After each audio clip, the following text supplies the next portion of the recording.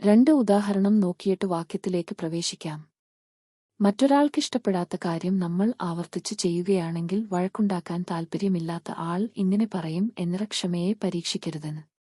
അതുപോലെ രണ്ടാമത്തെ ഉദാഹരണം നോക്കാം. നമുക്ക് പൂർണ്ണ അറിവുള്ള കാര്യം മറ്റുള്ളവരോട് ചോദിക്കാറുണ്ട്. അതിലൂടെ നമ്മൾ അവനെ പരീക്ഷിക്കുകയാണ് ചെയ്യുന്നത്.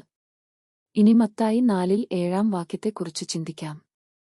യേശു അവനെയാടു, നിന്റെ ദൈവമായ കർത്താവിനെ പരീക്ഷിക്കരുത് എന്നും കൂടെ എഴുതിയിരിക്കുന്നു എന്നു പറഞ്ഞു.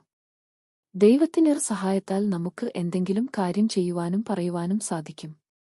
ദൈവം ഇറങ്ങി വന്ന് എനിക്ക് സാധിപ്പിച്ചു തരുന്നതുവരെ ഞാനിവിടെ ഇരിക്കുമെന്നത് ദൈവത്തെ പരീക്ഷിക്കലാണ്. ഇതിനുദാഹരണം നോക്കാം.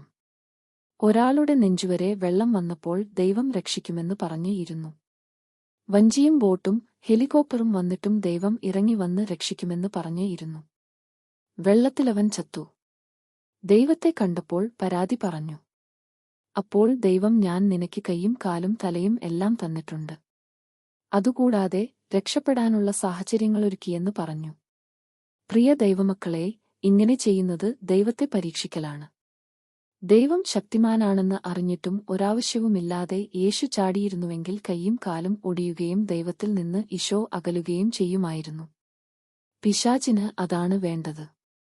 അബദ്ധവശാൽ ആരോ വീണിരുന്നുവെങ്കിൽ ഈശോ ചാടുകയും ഒരു പരിക്കും പറ്റാതെ അവനെ രക്ഷിച്ച് അടിയിലെത്തുകയും ചെയ്യുമായിരുന്നു. ഇതാണ് എനിക്ക് മനസ്സിലായത്.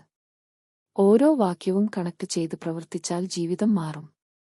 ഒന്നുമല്ലെങ്കിലും സൈക്കോളജിയെന്ന നിലയിലെങ്കിലും ബൈബിൾ വചനങ്ങളെ പ്രവൃത്തിയിൽ കൊണ്ടുവരിക.